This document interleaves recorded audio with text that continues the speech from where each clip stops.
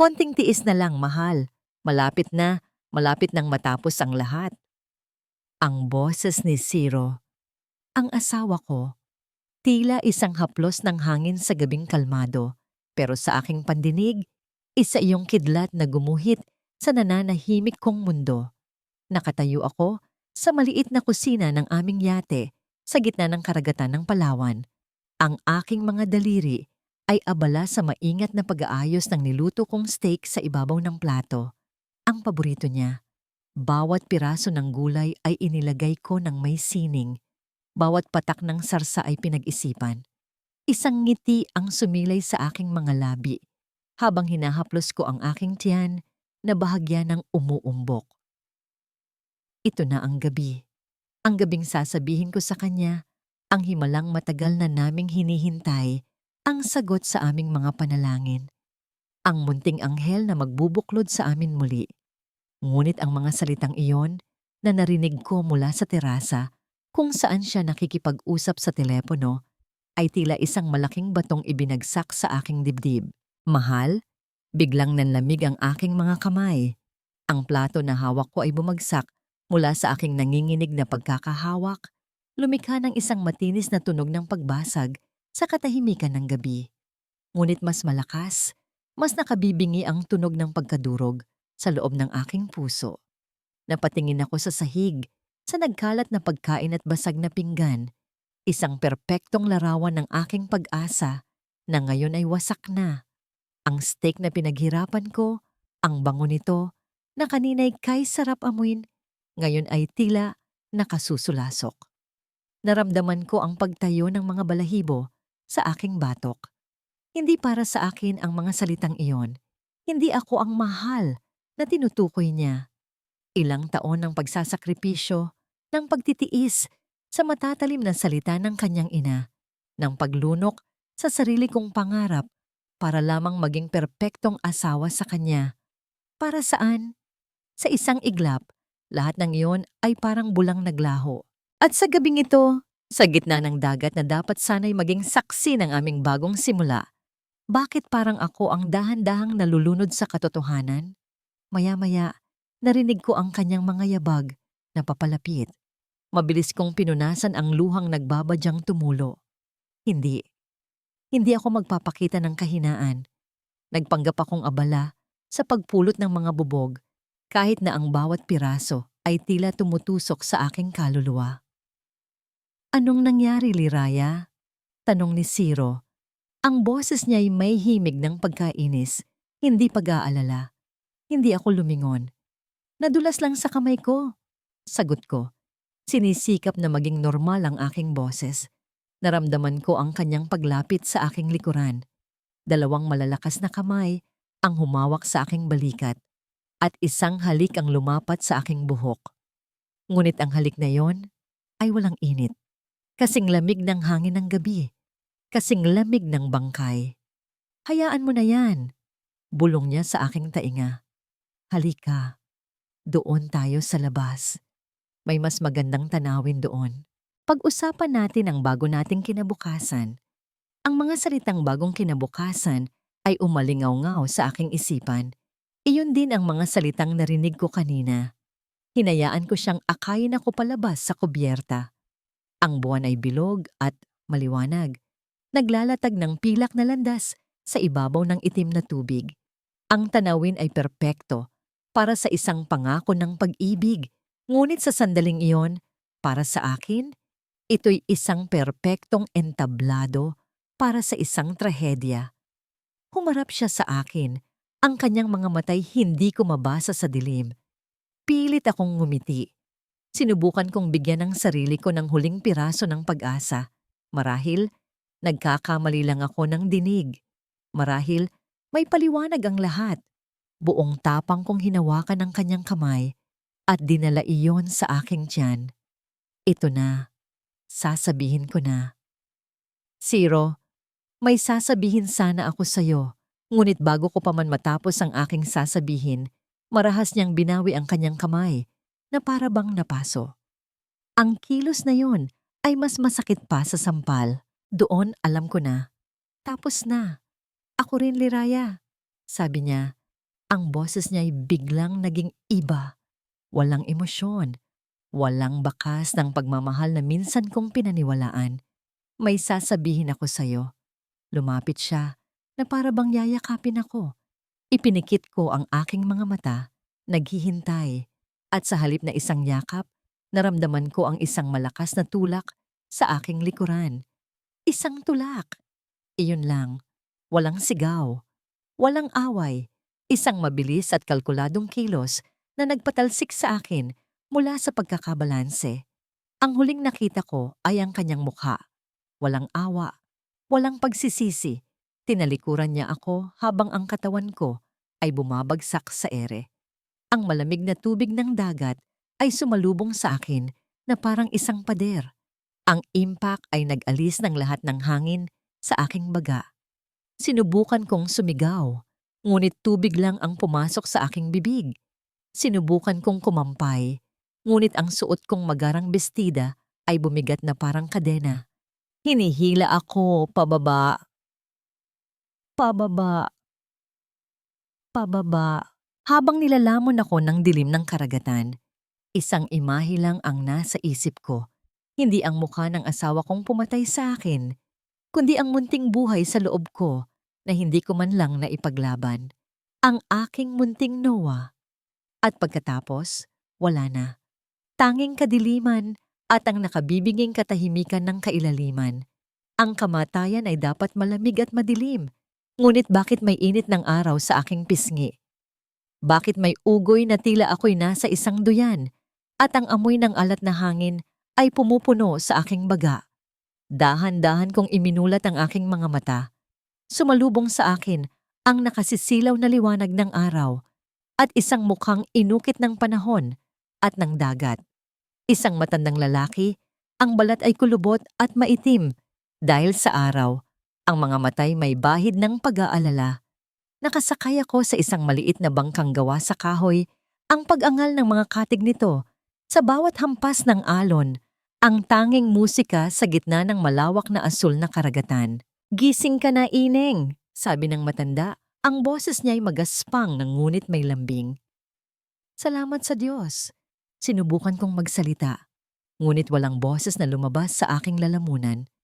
Tanging isang mahinang ungol at ang pakiramdam ng nagpuputikang sakit sa buong katawan. Sinubukan kong bumangon, ngunit pinigilan ako ng kanyang kamay na nakapatong sa aking balikat. "Huwag ka munang kumilos.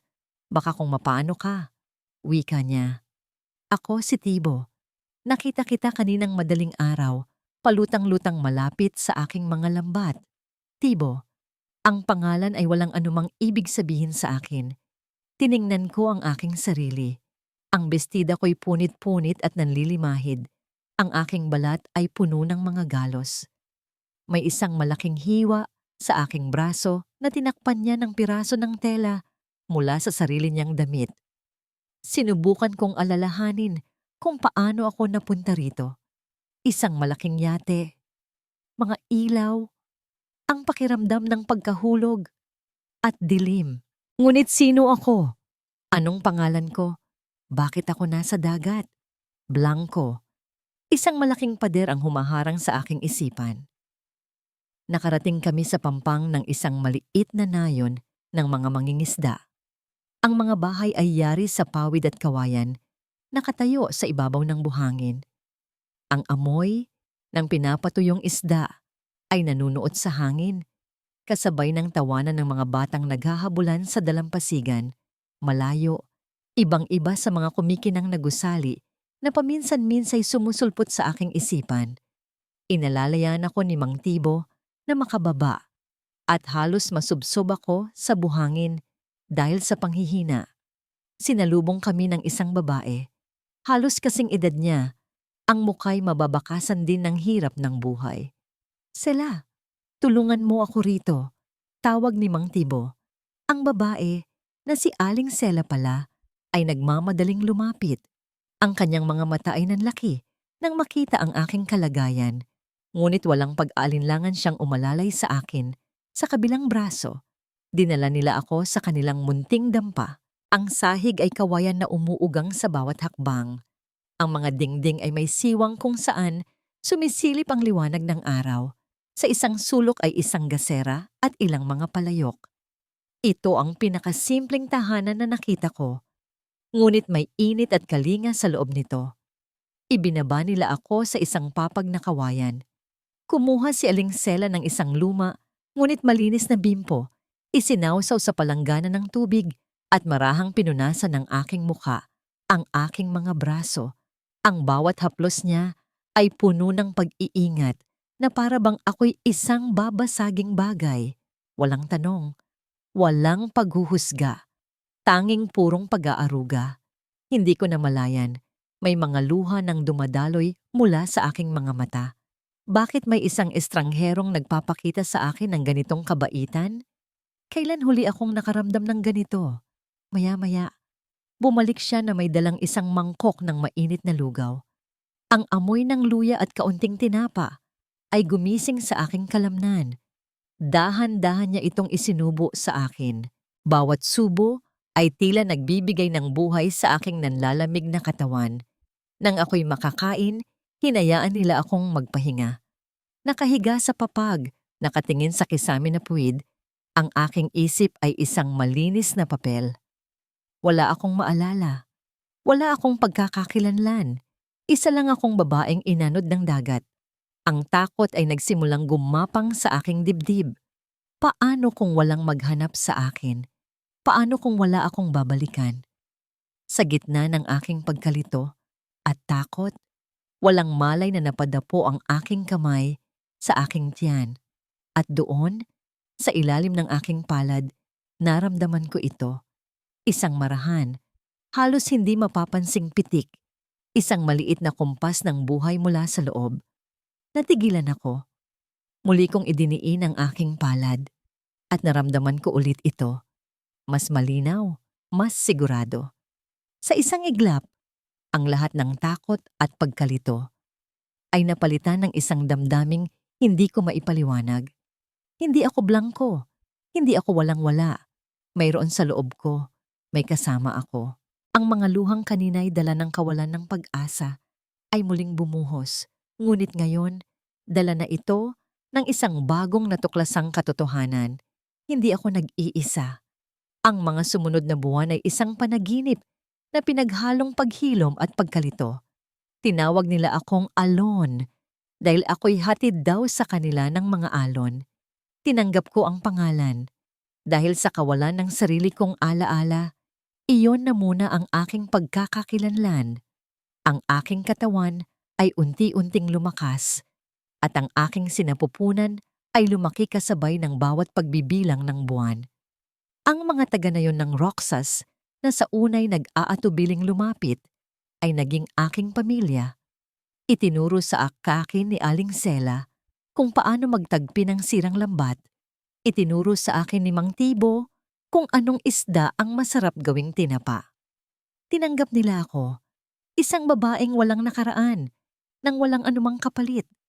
Isang gabi, ang langit ay nagdilim ng hindi karaniwan.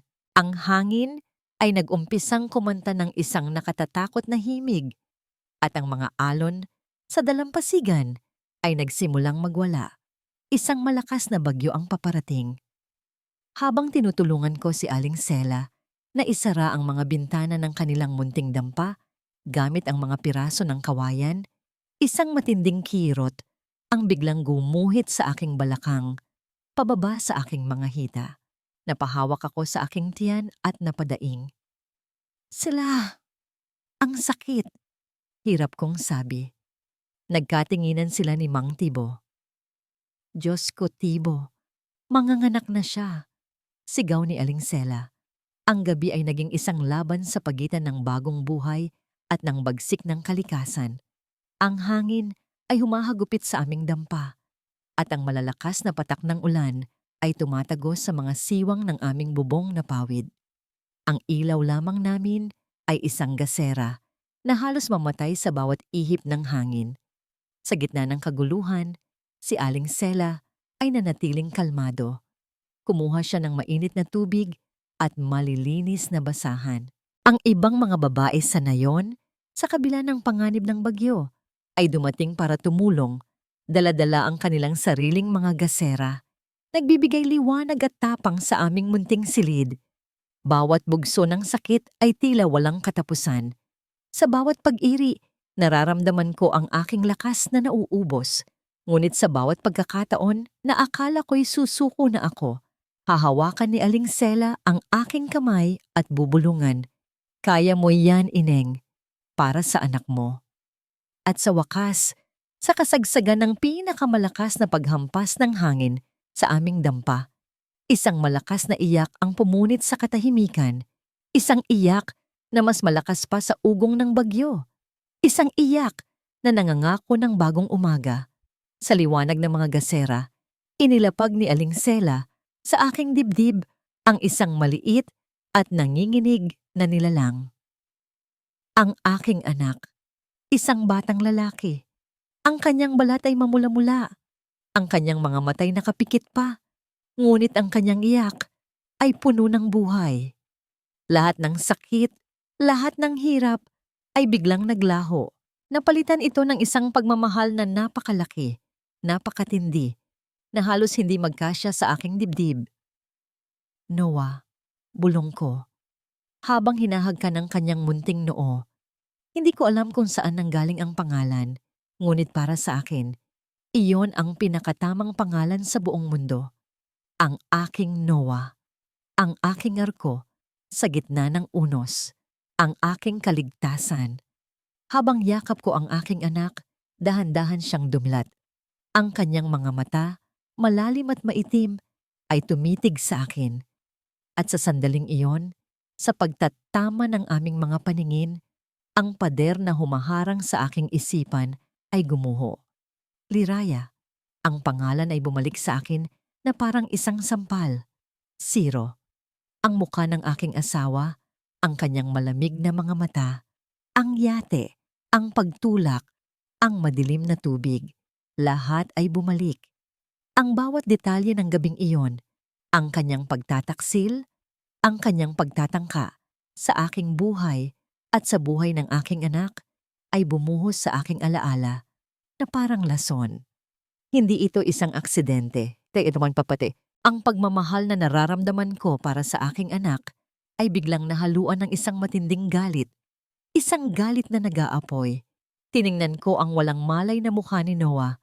Ang perpektong kombinasyon ng mga tampok namin ni Siro. Itong bata, itong inosenteng anghel, ay muntik nang hindi masilayan ang mundo dahil sa sarili niyang ama. Hindi ako umiyak. Ang mga luha ay tila natuyo sa apoy ng aking galit.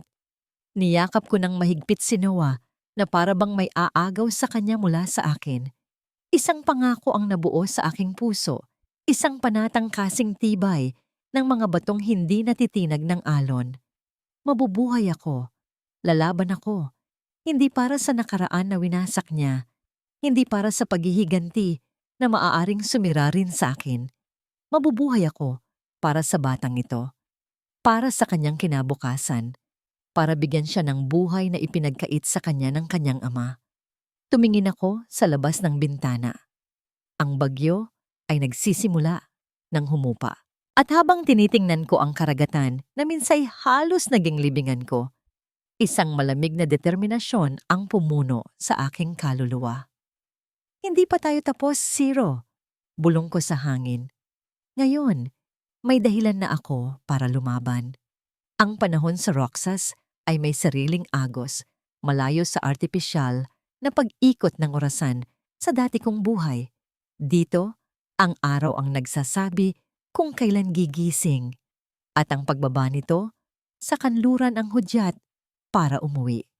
At sa pagitan ng pagsikat at paglubog nito, natutunan kong mabuhay muli. Sa simula, ang bawat gawain ay isang parusa. Ang mga kamay kong dati sanay lamang sa paghaplos ng seda at paghawak ng kopita ng alak ay naging walang silbi sa harap ng magaspang na lubid ng lambat. Ang unang beses na sinubukan kong tumulong kay Mang Tibo, ang bawat hibla ng nylon ay tila isang maliit na patalim na humihiwa sa aking malambot na palad.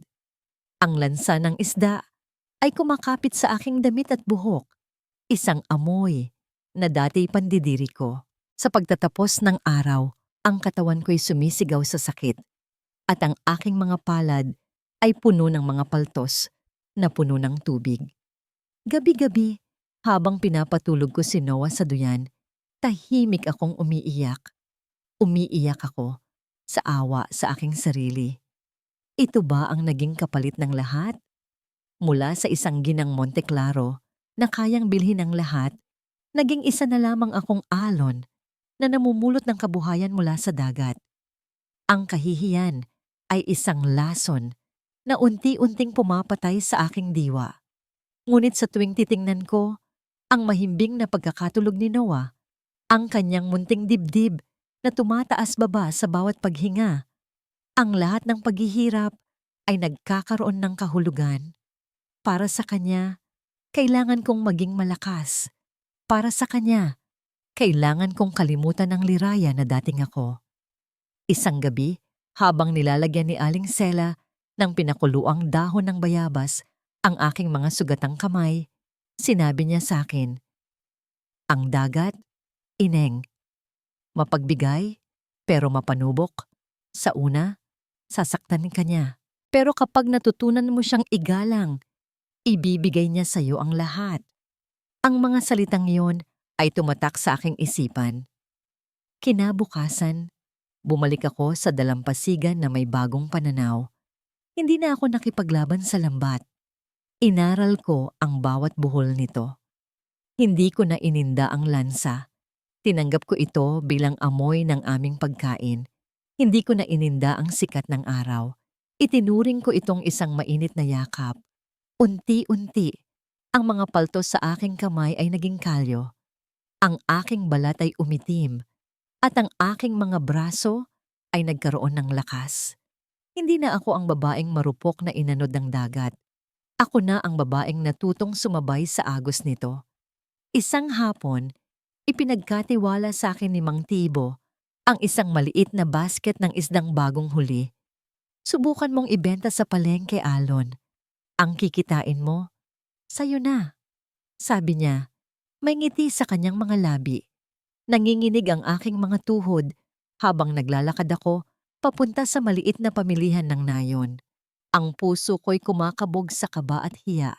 Ngunit nang may unang bumili, isang ina na tulad ko, at iniabot sa akin ang ilang pirasong barya, isang kakaibang pakiramdam ang dumaloy sa aking buong pagkatao. Ito ang unang perang pinagpaguran ko sa buong buhay ko. Ang mga baryang iyon, marumi at mabigat sa aking palad, ay mas may halaga kaysa sa lahat ng credit card na pag-aari ko noon. Sa aking pag-uwi, napadaan ako sa isang maliit na tindahan na nagbebenta ng mga laruan. May nakita akong isang maliit na turumpo na gawa sa kahoy, pininturahan ng matingkad na pula at dilaw. Walang pag-aalinlangan. Ginamit ko ang kalahati ng aking kinita para bilhin iyon. Pagdating ko sa bahay, natagpuan ko si Noah na naglalaro sa buhangin. Inabot ko sa kanya ang turumpo. Ang kanyang mga mata ay nanlaki sa tuwa. Ang kanyang maliit na tawa nang paikutan niya ito sa unang pagkakataon ay ang pinakamagandang musikang narinig ko. Sa sandaling iyon, habang pinagmamasdan ko ang aking anak na masaya sa isang simpleng laruan na nabili mula sa aking pawis, naramdaman ko ito. Hindi kahihiyan, hindi awa sa sarili, kundi pagmamalaki. Ang aking mga kamay na may kalyo ay hindi na simbolo ng aking pagbagsak. Sila na ngayon ang simbolo ng aking lakas bilang isang ina. Kinagabihan, habang nag-aayos ako ng mga gamit, kinuha ko ang isang lumang dyaryo na ginamit na pambalot sa binili kong isda kanina. Bubuksan ko na sana ito para itapon ng isang pamilyar na muka ang tumambad sa akin, ang aking mukha. Nasa front page ito, isang litratong kuha noong kasal ko. Sa ibaba nito, isang malaking headline, "Milyonaryong ginang, nasawi sa trahedya sa Palawan." At sa ilalim pa isang mas maliit na pamagat, "Nagdadalamhating asawa, humingi ng panalangin para sa pinakamamahal na si Liraya." Ang dyaryo ay nahulog mula sa aking mga kamay. Ang pagmamalaki at kapayapaan na naramdaman ko kanina ay biglang naglaho, pinalitan ng isang malamig na apoy, ng galit na muling nag-alab mula sa kaibuturan ng aking pagkatao. Nagdadalamhati, pinakamamahal, ang kasinungalingan, ang kabaluktutan, ang dagat ay hindi ako pinatay. Ibinigay niya sa akin ang isang bagong buhay, ngunit ang lalaking iyon, ang lalaking nagpapakasasa ngayon sa kanyang kalayaan habang ang buong mundo ay nagluluksa para sa akin. Ninakaw niya hindi lang ang aking nakaraan, kundi pati na rin ang aking pangalan. At iyon ay isang bagay na hindi ko hahayaang manatili sa ilalim ng dagat. Itinago ko ang lumang dyaryo sa ilalim ng aking banig, isang lihim na paalala ng buhay na ninakaw sa akin. Sa araw, ako si Alon, isang simpleng ina at mangingisda.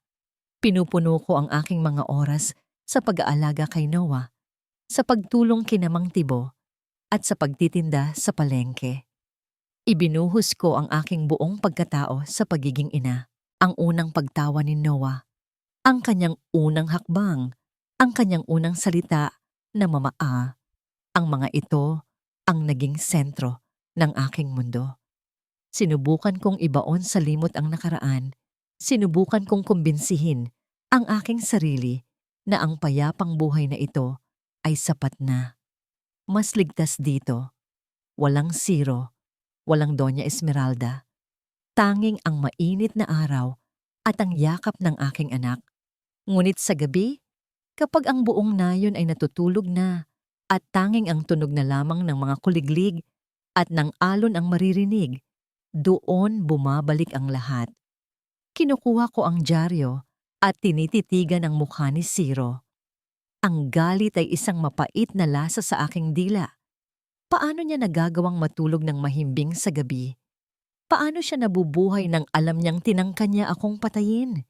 Ang mga tanong ay paulit-ulit na umiikot sa aking isipan hanggang sa ako'y mapagod at dalawin ng antok.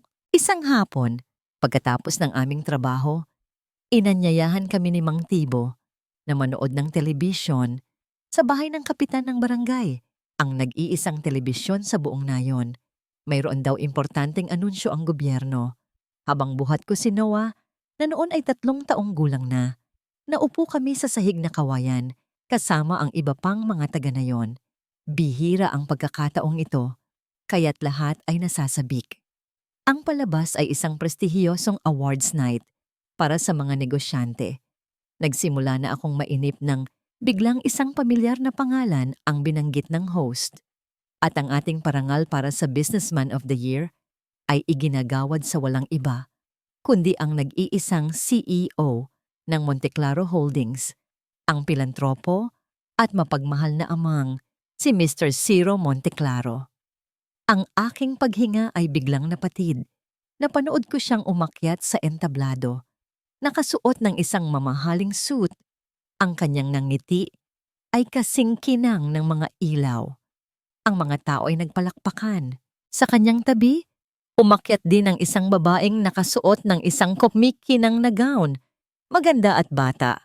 Walang duda. Siya si Alana. At hawak nila sa kamay ang isang batang lalaki na halos kasing edad ni Noah.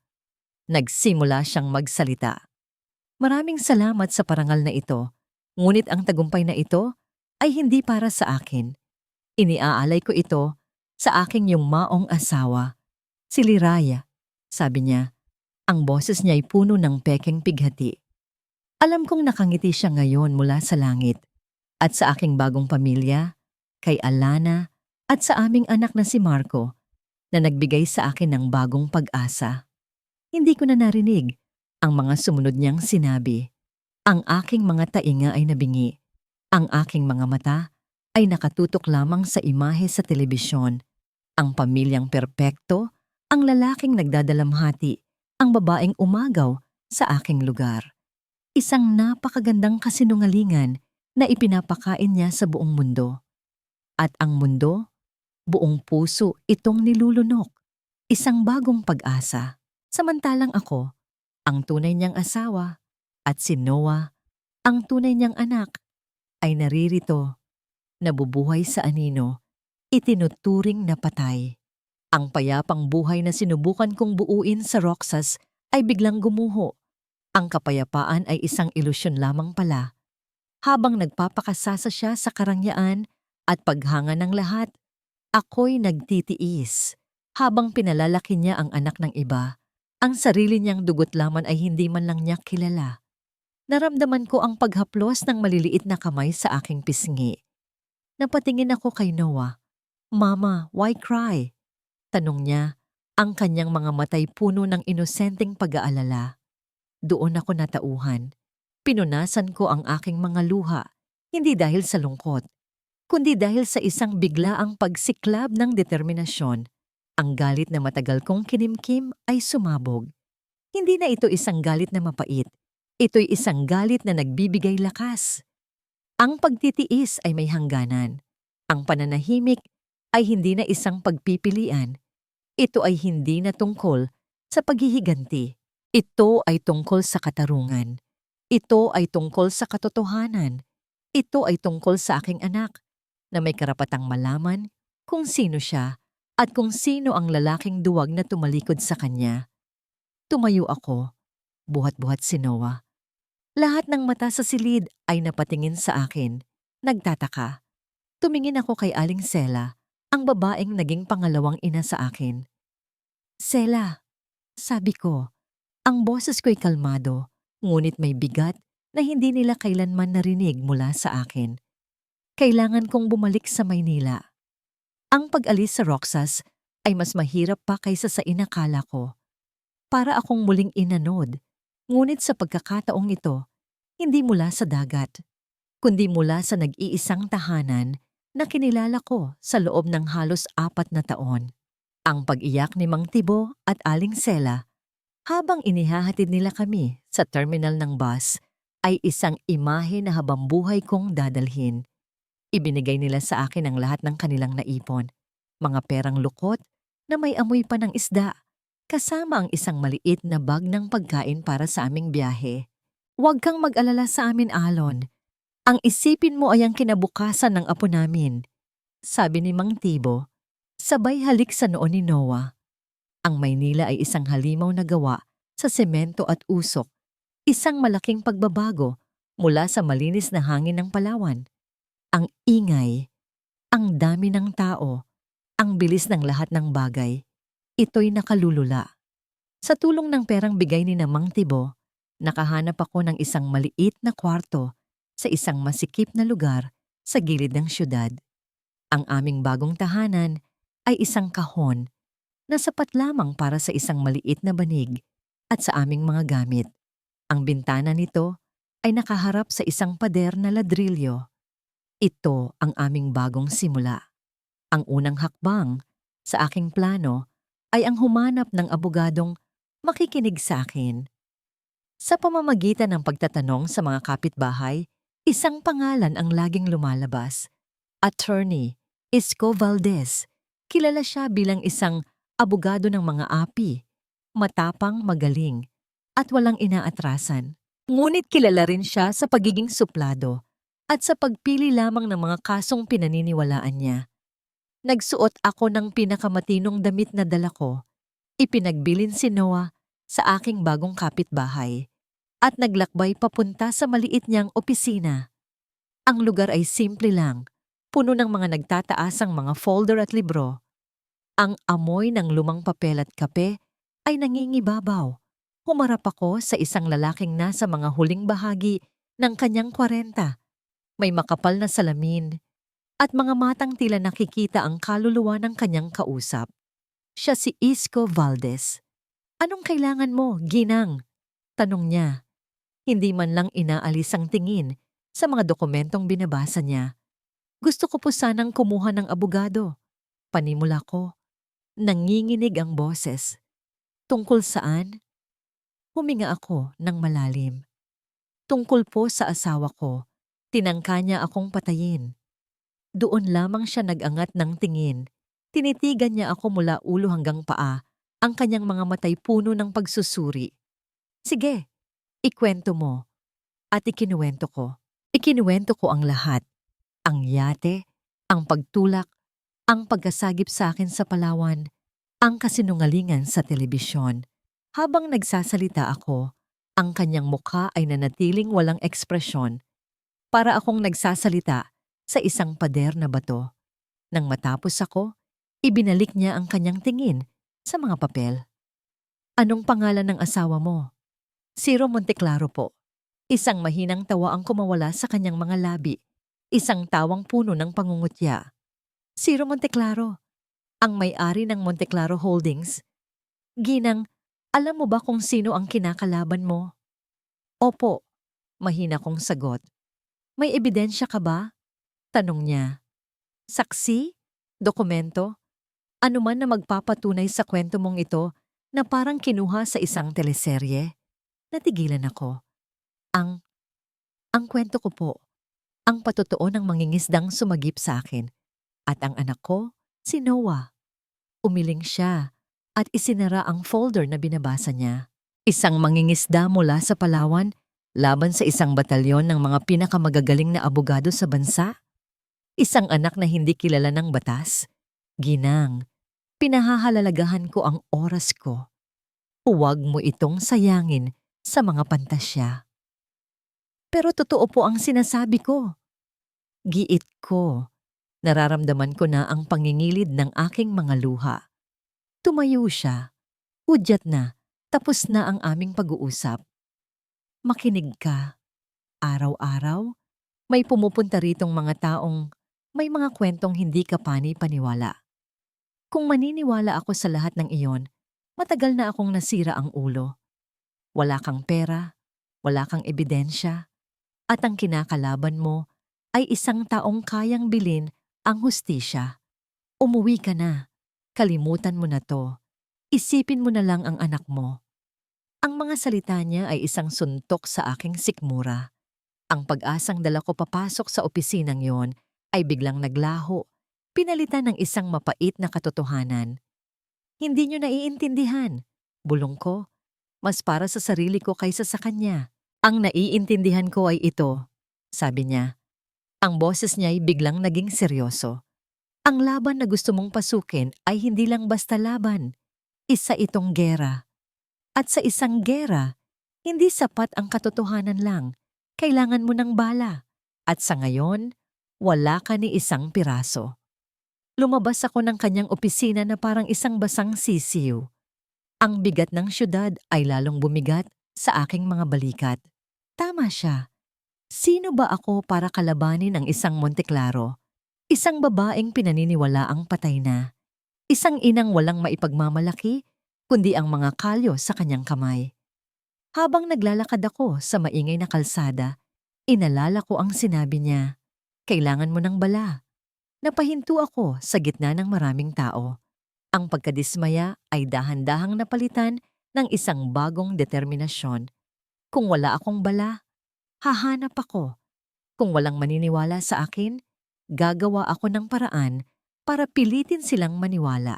Hindi ito ang katapusan. Isa lamang itong pagsubok. Tumingala ako sa matataas na gusali.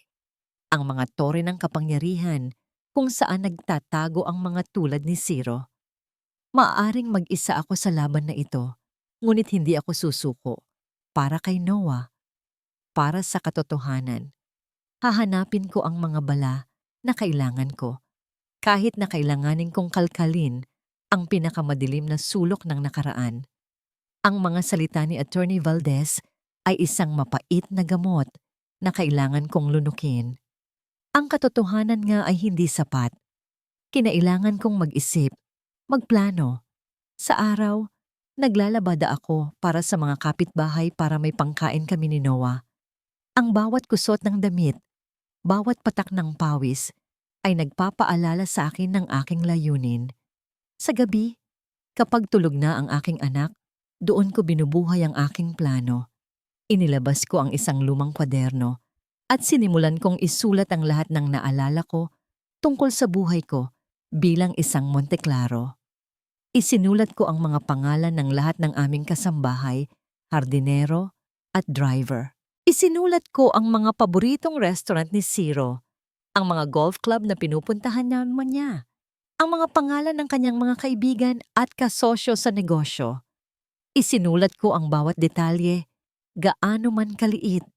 Ang hilig ni Doña Esmeralda sa mga antigong florera, ang paboritong pabango ni Alana na palagi kong naamoy sa mga damit ni Ciro, ang aking memorya na minsay naging blangko ay naging aking pinakamatalim na sandata.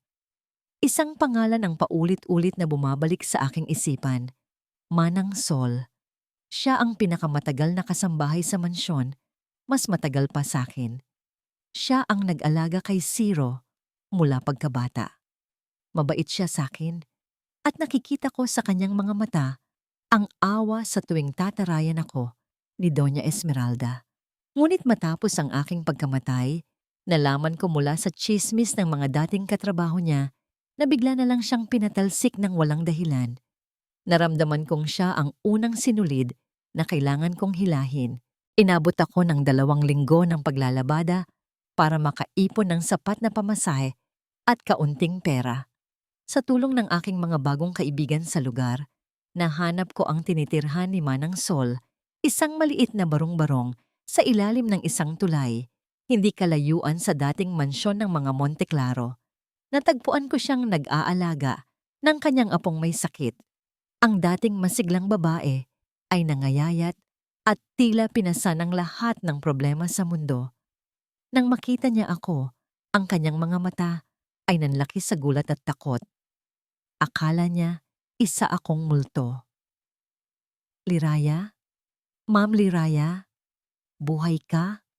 Nanginginig niyang sabi. Hindi ako nagsalita.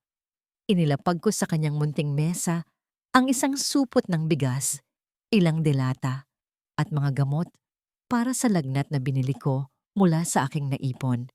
Inilabas ko rin ang natitirang pera sa aking bulsa at iniabot sa kanya. "Para po sa apo ninyo," sabi ko lang. Umiyak si Manang Sol, isang iyak na puno ng pasasalamat at hiya. "Patawarin mo ako, ma'am," sabi niya sa gitna ng kanyang mga hikbi. Wala akong nagawa. Alam ko ang lahat. Pinaupo ko siya. Sa loob ng maliit at madilim na espasyong yun, habang ang aking anak ay mahimbing na natutulog sa aking mga bisig, ikinuwento ni Manang Sol ang lahat. Narinig niya ang pag-uusap ni Ciro at Doña Esmeralda tungkol sa paglutas ng problema. Nakita niya si Alana na palihim na pumapasok sa mansyon. At ang pinakamasakit sa lahat, 1 linggo matapos ang aking aksidente, ipinagdiwang nila ito sa isang pribadong salo-salo. Pilit kong kinalimutan ang lahat, ma'am, pero binabagabag ako ng aking konsensya gabi-gabi. Sabi niya, pinatalsik nila ako dahil natatakot silang baka may alam ako. "Manang, hindi po ako naparito para manumbat," sabi ko. Hinahaplos ang kanyang likod. "Naparito po ako para humingi ng tulong, kahit ano po, kahit anong maliit na bagay na pwedeng magpatunay sa katotohanan." Nag-isip siya ng malalim. Ang kanyang mga matay na pako sa isang lumang baul sa sulok. Dahan-dahan siyang tumayo, binuksan ito, at may kinuha mula sa ilalim ng mga lumat na ninilaw na damit. Isang maliit at itim na USB. Bago ako umalis, bulong niya, narinig ko ang isa sa mga bagong security guard na ipinagmamalaki ang kanyang bagong trabaho. Nag-install daw sila ng mga bagong high-tech na voice-activated recorders sa opisina ni Sir Ciro para daw sa security. Isang gabi, habang naglilinis ako, kinuha ko ang isa. Hindi ko alam kung bakit. Siguro dahil alam kong balang araw, kakailanganin ito ng hustisya. Nanginginig ang aking mga kamay habang inaabot niya sa akin ang USB. Ito ay malamig at maliit, ngunit sa aking palad, ito'y may bigat ng isang malaking bato. Ito na ang unang butil ng katotohanan. Hindi ko alam kung ano ang laman niyan, ma'am, o kung may laman ba, sabi ni Manang Sol. Pero sana makatulong iyan. Niyakap ko siya ng mahigpit. Ang babaeng ito na wala ring wala sa buhay ay ibinigay sa akin ang pinakamahalagang bagay sa mundo, isang piraso ng pag-asa. Umalis ako sa lugar na yon na may bagong lakas. Hawak-hawak ko ng mahigpit ang USB sa aking kamay. Hindi ko pa alam kung ano ang laman nito. Maaaring wala. Maaaring ito'y isang recording ng mga usapan sa negosyo. Ngunit maaari rin itong ang susi na magbubukas ng lahat. Ang bala na sinasabi ni Attorney Valdez, sa wakas, meron na akong isa. Ang pagkakaroon ng USB ay nagbigay sa akin ng pag-asa. Ngunit kasama nito ang isang bagong problema. Wala akong computer para malaman ang laman nito. Sa loob ng isang linggo, ang maliit na bagay na yon ay nakatago lamang sa ilalim ng unan ni Noah. Isang lihim na parehong nagbibigay sa akin ng lakas at ng matinding kaba. Sinubukan kong pumunta sa isang internet cafe, ngunit ang takot na baka may makakita sa akin o baka mabura ko ang posibleng ebidensya ay pumigil sa akin. Samantala, itinuloy ko ang aking investigasyon. Ginamit ko ang natitirang kaalaman ko mula sa dati kong buhay para subaybayan ang mga galaw ni Ciro sa pamamagitan ng mga balita sa negosyo at tsismis sa social media. Bawat article, bawat litrato niya kasama si Alana ay isang patalim na lalong nagpapatalas sa aking determinasyon. Nalaman kong malapit na siyang tumanggap ng isang malaking Lifetime Achievement Award sa isang grandiyosong charity ball. Ito na ang perpektong entablado, ngunit kailangan ko pa rin ng taong gagabay sa akin sa legal na paraan. Kailangan ko si Attorney Isko Valdez. Nilakasan ko ang aking loob at muli akong nagtungo sa kanyang opisina. Sa pagkakataong ito, hindi ako pumila. Hinintay ko siya sa labas, sa may tindahan sa tapat, hanggang sa oras na ng kanyang pag-uwi. Paglabas niya, pagod at mukhang iritado, hinarang ko siya. Attorney Valdez, tawag ko. Napahinto siya at tiningnan ako. Ang kanyang nooy nakakunot sa pag-alala. Ikaw na naman? Hindi ba't sinabi ko na sa'yo? Mayroon na po akong ebidensya. Sabi ko, pinipigilan ang panginginig ng aking boses. Itinaas ko ang aking kamay at ipinakita sa kanya ang USB. Tiningnan niya ito ng may pagdududa. Pagkatapos ay tumingin sa akin. At anong silbi niyan kung hindi natin alam ang laman? Kaya nga po ako naririto. Wala po akong tiwala sa iba. Sa inyo ko lang po gustong ipakita ito. Isang mahabang katahimikan ang namagitan sa amin. Ang ingay ng mga sasakyan sa kalsada ang tanging maririnig. Pinagmasdan niya akong mabuti na para bang sinusukat ang bawat hibla ng aking pagkatao. Nakita niya siguro ang desperasyon sa aking mga mata o marahil ang katatagan na hinubog ng paghihirap. Bumuntong hininga siya, isang tunog ng pagsuko. Sumunod ka sa akin. Dinala niya ako pabalik sa kanyang madilim na opisina. Ikinandado niya ang pinto, isinara ang mga blinds, at binuksan ang kanyang lumang laptop. Habang hinihintay kong mag-boot ito, ang tibok ng aking puso ay sobrang lakas na halos marinig na sa buong silid. Isinaksak niya ang USB. Ilang sandali ng paghihintay na parang habang buhay. Lumabas ang isang folder sa screen at sa loob nito, maraming audio files na may label lamang na mga petsa. Pinili ni Attorney Valdez ang isa sa mga pinakahuling petsa. Ilang araw matapos ang aking pagkamatay, nag-double-click siya. Sa una, ingay lang ng mga papel at mahinang pag-ubo. At pagkatapos, isang boses, ang boses ni Ciro. Sigurado ka bang walang nakakita? Walang naiwang bakas? Sumunod ang isang boses ng babae, malambing ngunit may bahid ng kasamaan, ang boses ni Alana. Relax, mahal. Everything went according to plan. Ang sabi sa balita, a tragic accident. Ang buong mundo ay nakikiramay sa'yo. You're the grieving husband. Isang mahinang tawa mula kay Ciro. Grieving husband. I like the sound of that. Finally, malaya na tayo. Malaya ng maging pamilya. Walang liraya. Walang sabit. Paano ang mana niya?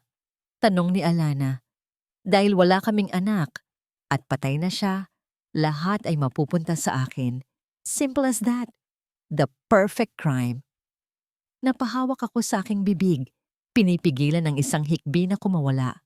Narinig ko na. Ang pag-amin. Ang malamig at walang kaluluwang kumpirmasyon ng kanilang krimen. Tumingin ako kay Attorney Valdez. Ang kanyang mukha ay hindi na nagdududa.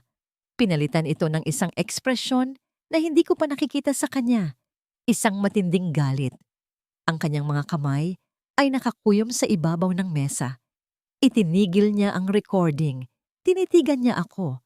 Ang tingin niya ay hindi na tingin sa isang baliw na babae, kundi tingin sa isang biktima, isang survivor. May anak po kami, hirap kong sabi, habang ang mga luha ay tuluyan ng bumuhos. Anak namin ni Zero, si Noah, kasama ko siya. Sa unang pagkakataon, nakita ko ang paglambot ng kanyang mga mata. Tumayo siya, kumuha ng isang basong tubig at iniabot sa akin. Habang paupo siya, napatingin siya sa isang maliit na picture frame sa kanyang mesa. Isang larawan ng isang babae at isang batang babae, kapwa nakangiti. Doon ko lang napansin. Ang paraan ng pagtingin niya sa akin ay hindi lang awa. Ito'y pag-unawa. Nawalan din ako ng pamilya, ginang. Sabi niya sa isang mahinang boses na para bang nagkukwento sa sarili. Ang asawa't anak ko. Namatay sila sa isang sunog sa isang pabrika. Isang pabrikang pag-aari ng isang malaking korporasyon na nagtipid sa safety measures. Pinaglaban ko. Pero sa huli, natalo ako. Masyado silang makapangyarihan. Ibinalik niya ang tingin sa akin. At ngayon, ang apoy ay bumalik sa kanyang mga mata. Ngunit hindi na ito apoy ng galit sa mundo. Ito'y apoy ng isang mandirigmang muling natagpuan ang kanyang dahilan para lumaban.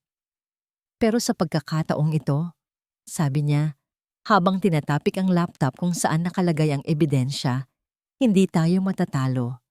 Itinuro niya ang kanyang upuan. Maupo ka, Ginang Monteclaro.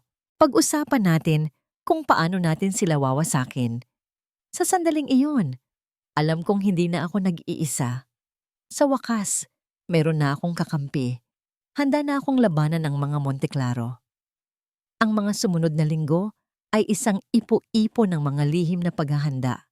Ang opisina ni Attorney Valdez ay naging aming war room. Sa araw, ako pa rin ang mapagkalingang ina ni Noah at ang masipag na labandera. Ngunit sa gabi, pagkatapos kong patulugin ang aking anak, palihim akong tumatakas para makipagkita kay Attorney Isko. Doon, sa ilalim ng liwanag ng isang maliit na bombilya, pinag-aralan namin ang bawat anggulo ng kaso. Bukod sa audio recording, tinulungan ako ni Attorney Isko na makahanap ng iba pang butil ng katotohanan. Sa tulong ng kanyang mga koneksyon, nakuha namin ang kopya ng weather report noong gabing iyon sa Palawan na nagpapatunay na may paparating na sama ng panahon. Kabaligtaran, sa opisyal na pahayag ni Zero, na kalmado ang dagat. Nahanap din namin ang flight manifest ng eroplano ni Alana papuntang Palawan isang araw bago ang insidente, na sumisira sa kanyang alibay na nasa Maynila siya noong mga oras na yon.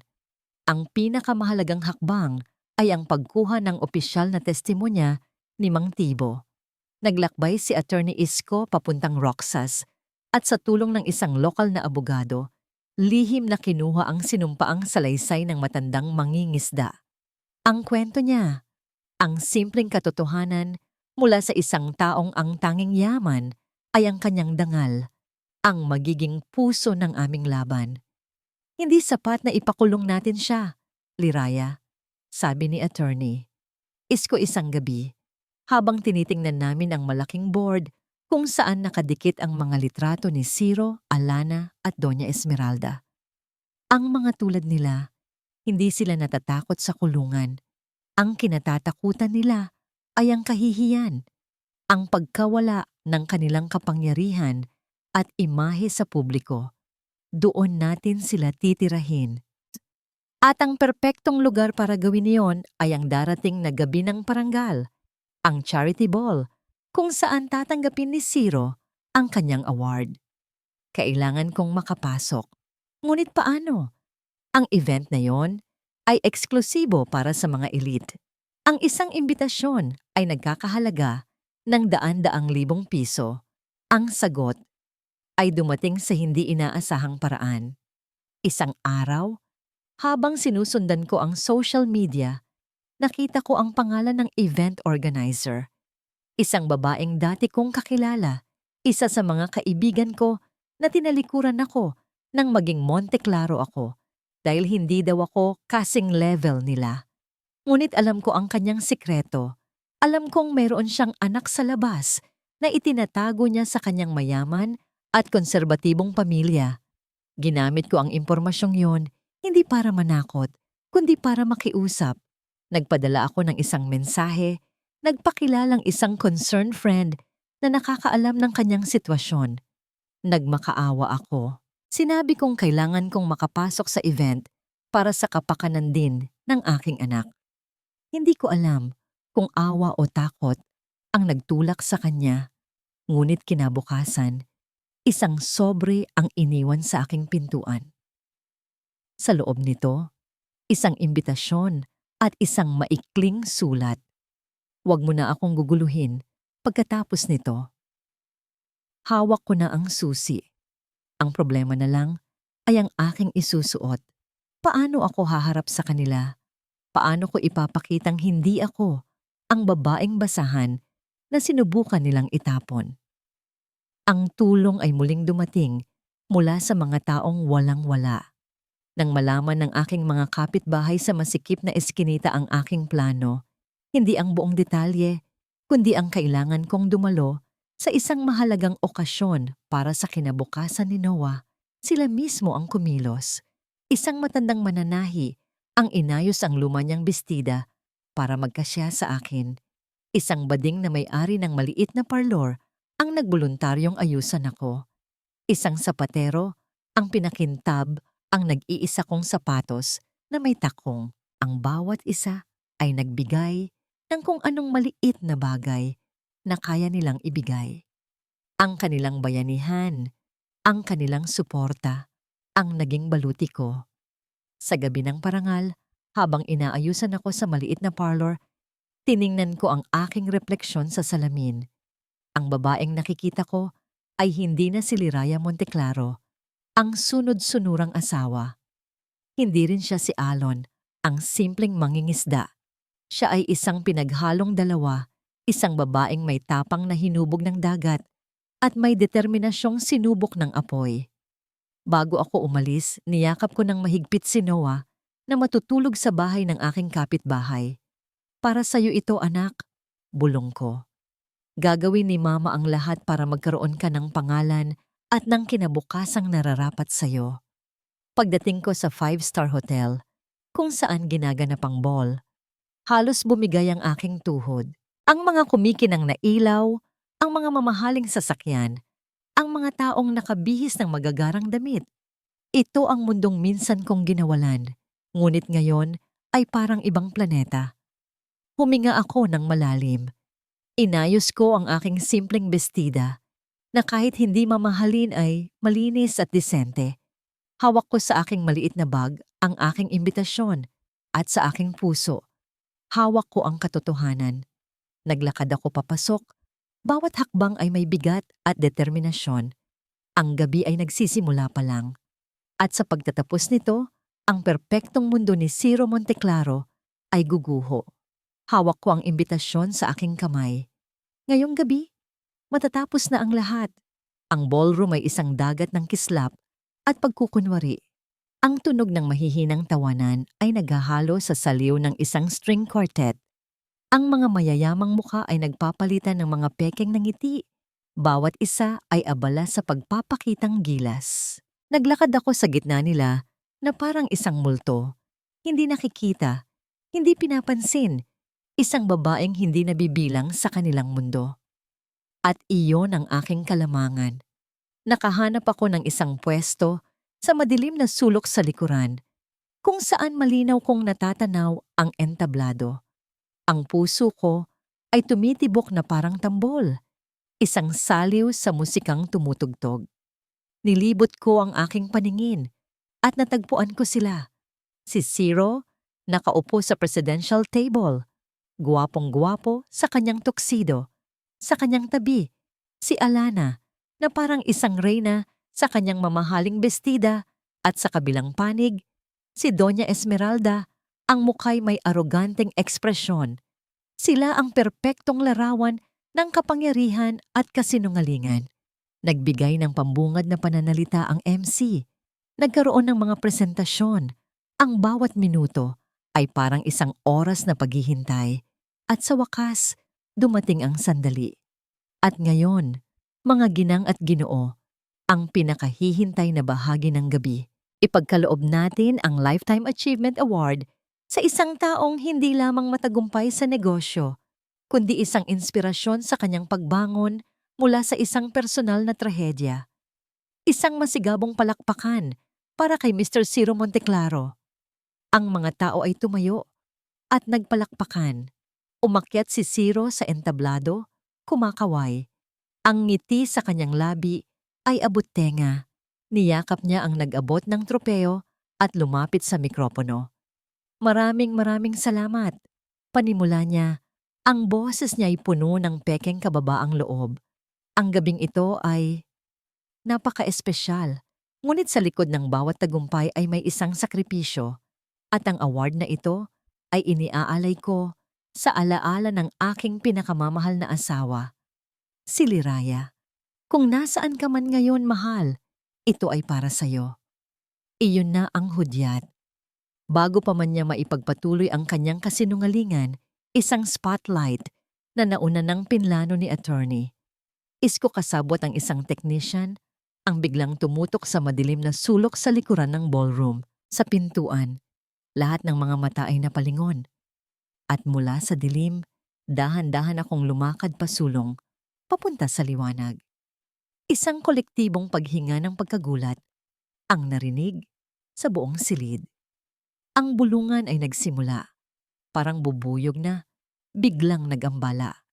Ngunit ang reaksyon na gusto kong makita ay nasa entablado. Ang mikropono ay nahulog mula sa kamay ni Ciro. Ang kanyang mukha ay nawalan ng kulay na para bang nakakita siya ng isang aparisyon mula sa impyerno. Si Alana ay napahawak sa kanyang dibdib. Ang kanyang mga matay nanlalaki sa takot. At si Doña Esmeralda, sa unang pagkakataon, ay natanggalan ng kanyang aroganteng maskara. Ang kanyang bibig ay bahagyang nakabukas sa di makapaniwalang pagkamangha. Hindi ako tumigil sa paglakad hanggang sa makarating ako sa paanan ng entablado. Tumingala ako sa kanya, sa lalaking minsan kong minahal at sa lalaking pumatay sa akin. Sabi mo para sa akin ang award na to, Ciro. Sabi ko, ang boses ko'y malinaw at matatag. Pinalakas ng mikropono sa loob ng ballroom. Nandito na ako para kunin. Sa isang iglap, ang malaking screen sa likod ng entablado na dapat sana'y magpapakita ng isang video tribute para kay Ciro ay nag-iba ng imahe. Lumabas ang mukha ni Mang Tibo, ang kanyang sinumpaang salaysay na na-record ni attorney, Isko, ay umalingaw-ngaw sa buong silid. Ikinuwento niya kung paano niya ako natagpuang palutang-lutang, halos patay na, sa parehong petsa kung kailan na aksidente si Liraya Monteclaro. Pagkatapos ng video ni Mang Tibo, lumabas ang weather report. At pagkatapos, ang flight manifest ni Alana. Bawat piraso ng ebidensya ay inilatag, winawasak ang bawat kasinungalingan. At para sa grand finale, umalingaw-ngaw sa mga speaker ang audio recording mula sa USB. Walang liraya, walang sabit. The perfect crime. Ang buong ballroom ay natahimik. Ang tanging maririnig ay ang boses ni Ciro at Alana mula sa recording na ikinukumpisal ang kanilang krimen sa harap ng daan-daang pinakamakapangyarihang tao sa bansa. Nang matapos ang recording, umakyat ako sa entablado. Tumayo ako sa harap ni Ciro na ngayon ay nakatayo na parang isang estatuang bato, nanginginig. Hindi ako sumigaw, hindi ako umiyak, tinitigan ko lamang siya sa mata. Hindi ako bumalik para sa yaman mo, Ciro. Sabi ko, Ang aking boses ay isang bulong na dinig ng lahat. Hindi ako bumalik para sa pangalan. Nandito ako para sa pangalan ng anak ko. Ang anak natin na hindi mo man lang alam na isinilang.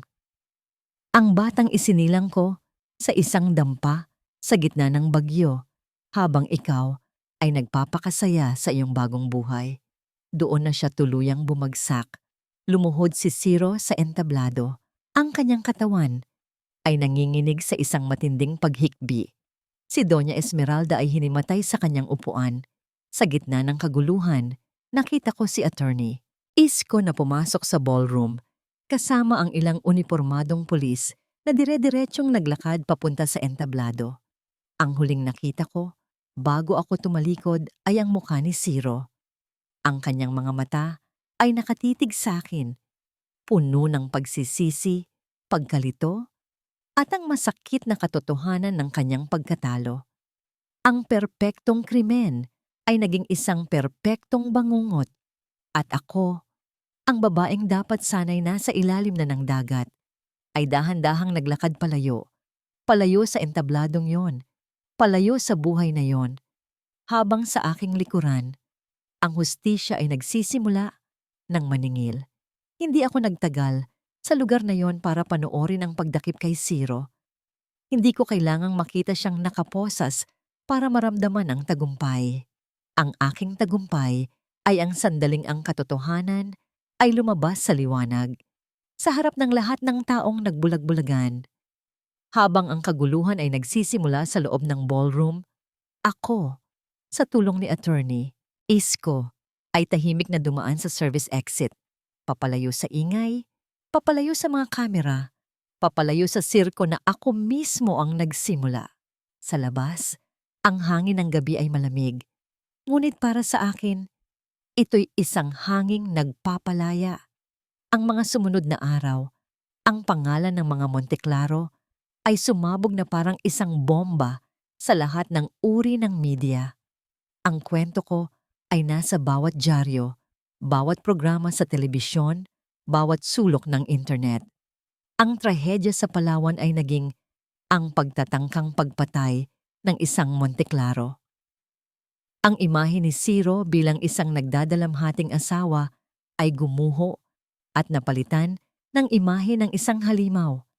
Ngunit ang parusa sa kanila ay hindi dumating ng mabilis na tulad ng paghampas ng martilyo ng hukom. Ito'y mabagal, masakit at unti-unti, tulad ng isang lason na kumakalat sa buong sistema. Ang una at pinakamatinding bumagsak ay ang kanilang pangalan. Ang Monteclaro, na dating simbolo ng kapangyarihan at respeto, ay naging simbolo ng kahihiyan. Ang mga dating kaibigan ay lumayo. Ang mga kasosyo sa negosyo ay isa-isang bumitaw. Ang stock market value ng Monteclaro Holdings ay bumagsak ng husto sa loob lamang ng isang gabi. Ang imperyong binuo ng kanilang pamilya sa loob ng maraming henerasyon ay nagsimulang magpakita ng mga bitak. Si Ciro ay nakakulong habang nililitis ang kaso. Ngunit ang kulungan ay hindi ang pinakamatindi niyang parusa. Ang tunay niyang parusa ay ang pagkawala ng lahat ng bagay na mahalaga sa kanya.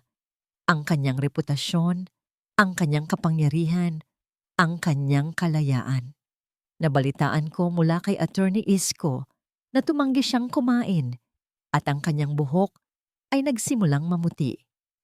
Ang aroganteng bilyonaryo ay naging isang anino na lamang ng kanyang dating sarili, binabagabag ng mga multo ng kanyang kasalanan. Si Doña Esmeralda, matapos mahimatay, ay isinugod sa ospital. Na-stroke siya. Ang kalahati ng kanyang katawan ay naging paralisado at ang kanyang matalas na dila ay hindi na makapagsalita ng tuwid. Ang babaeng dating naghahari-harian sa mansyon ay naging isang bilanggo sa sarili niyang katawan. Walang magawa, kundi ang titigan ng kisame at pakinggan sa telebisyon ang pagguho ng pangalang ipinagmamalaki niya. Si Alana naman, sinubukan niyang iligtas ang sarili. Ipinagkaila niya ang lahat at isinisi kay Ciro ang buong plano. Ngunit ang audio recording ay malinaw. Ang publiko ay hindi nagpatawad. Ang kanyang career bilang artista ay natapos.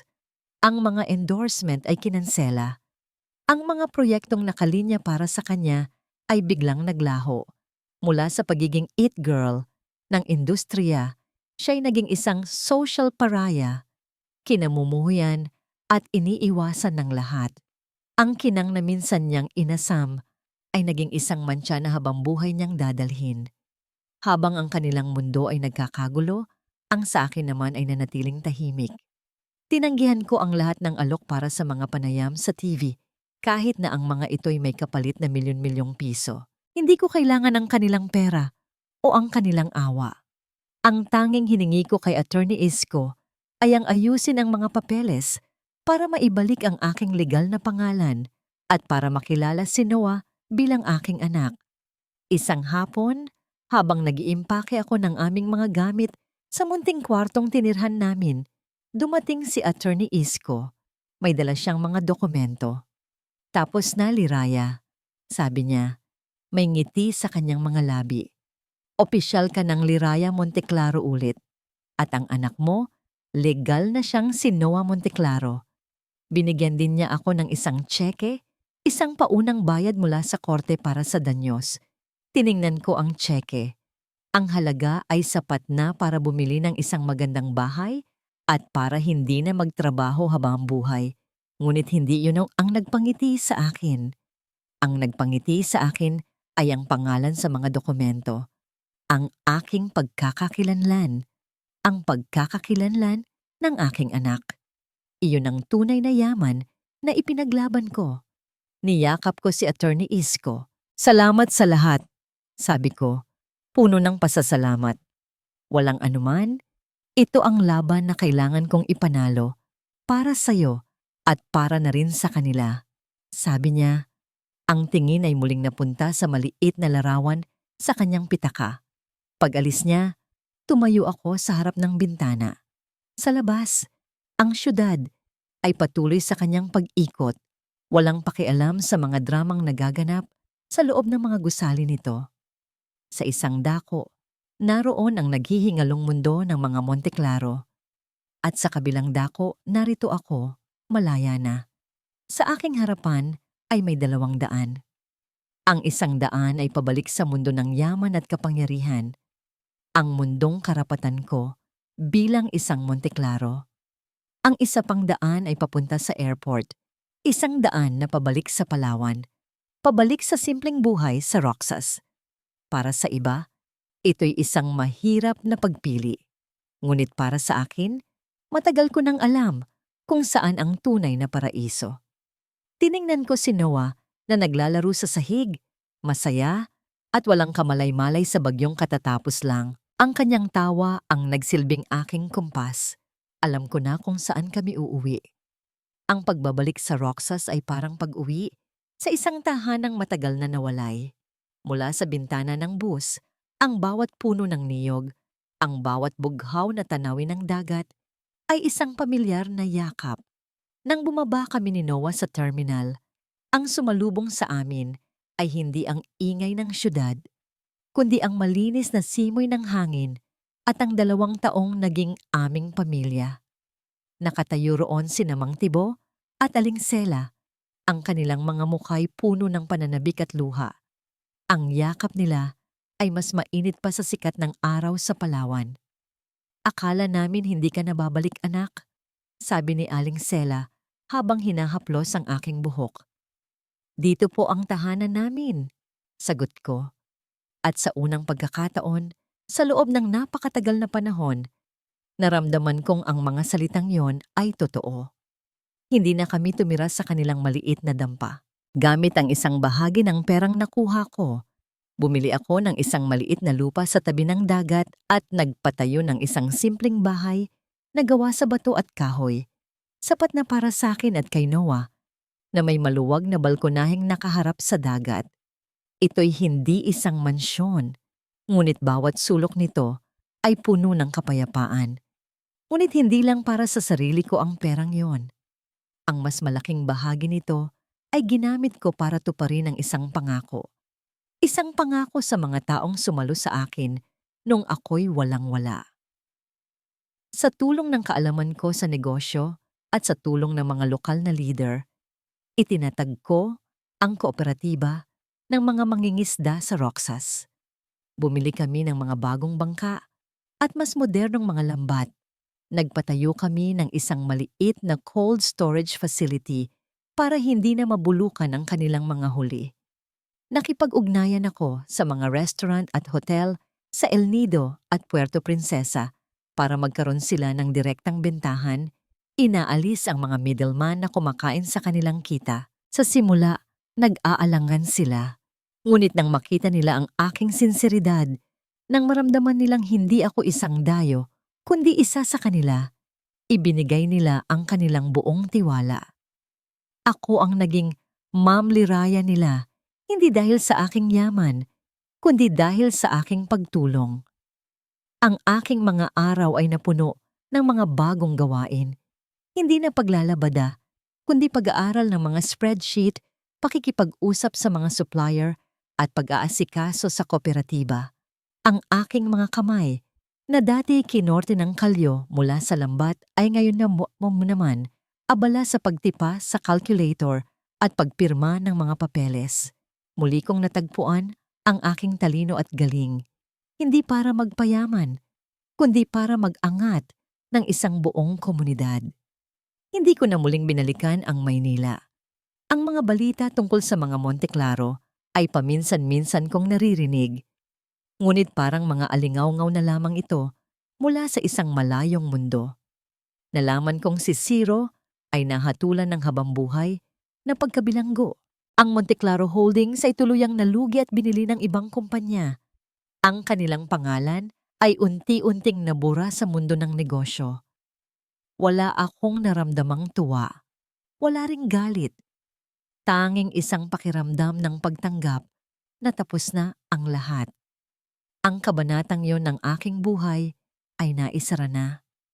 Isang hapon, habang abala ako sa pagtingin sa mga papeles sa balkonahe ng aming bahay, naramdaman ko ang pagpulupot ng maliliit na braso sa aking leeg. "Mama, look!" sabi ni Noah na noon ay 5 taong gulang na, sabay turo sa dalampasigan. Napatingin ako. Ang buong pampang ay puno ng mga bagong bangkang may pare-parehong pintura at logo ng aming kooperatiba. Ang mga mangingisda, kasama ang kanilang mga pamilya, ay masayang naghahanda para sa kanilang paglaot kinabukasan.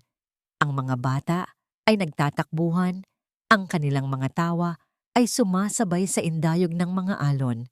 Bumaba kami ni Noah at naglakad sa buhanginan.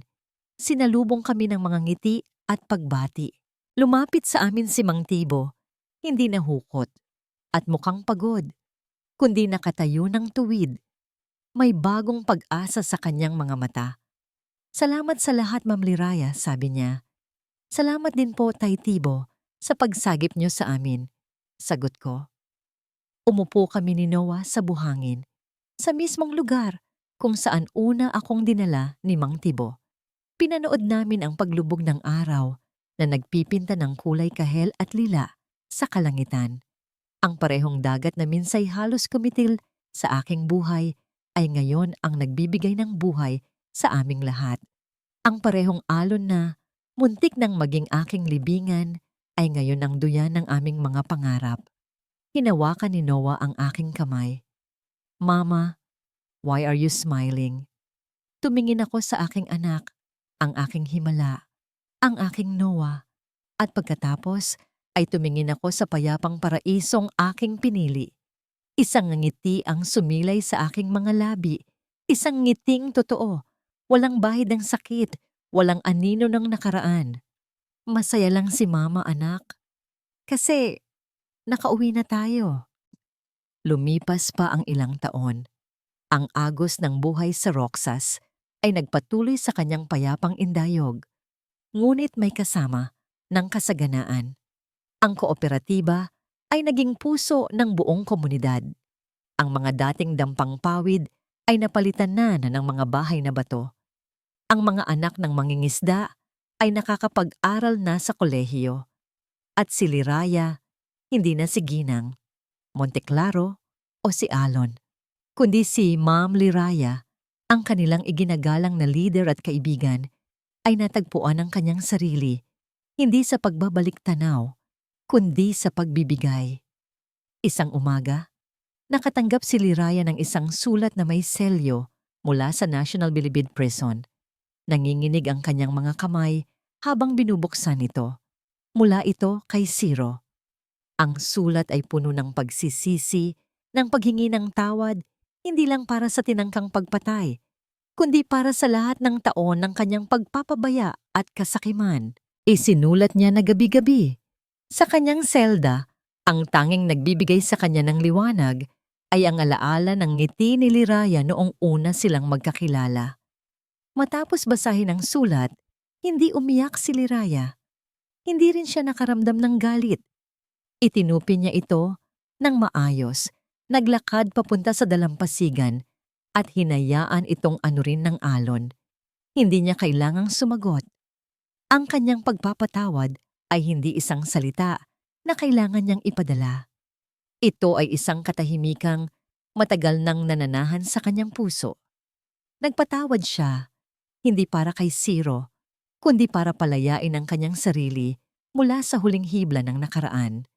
Ang kapayapaan para kay Liraya ay hindi isang destinasyon, kundi isang pang-araw-araw na pagpili. Natagpuan niya ito sa amoy ng kape sa umaga habang pinagmamasdan ang pagsikat ng araw mula sa kanyang balkonahe. Natagpuan niya ito sa tunog ng tawanan ni Noah, na ngayon ay isa ng binatilyong magaling lumangoy at nangangarap maging isang marine biologist. Natagpuan niya ito sa mga kwentuhan kasama sina Mang Tibo at Aling Sela na itinuturing na niyang tunay na mga magulang. Ang kanyang yaman ay hindi na sinusukat sa pera, kundi sa lalim ng kanyang mga koneksyon at sa lawak ng kanyang pasasalamat. Isang hapon, habang papalubog ang araw, nakaupo si Liraya sa dalampasigan. Pinapanood si Noah na tinuturuan ng mga mas batang bata kung paano magtali ng buhol sa lambat, isang kaalamang ipinasa sa kanya ni Mang Tibo. Ang eksena ay isang perpektong bilog ng buhay. Ang aral ng nakaraan ay ipinapasa sa pag-asa ng kinabukasan. Lumapit si Noah at naupo sa tabi niya.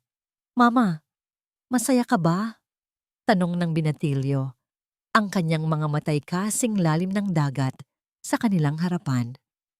Hinaplos ni Liraya ang buhok ng kanyang anak.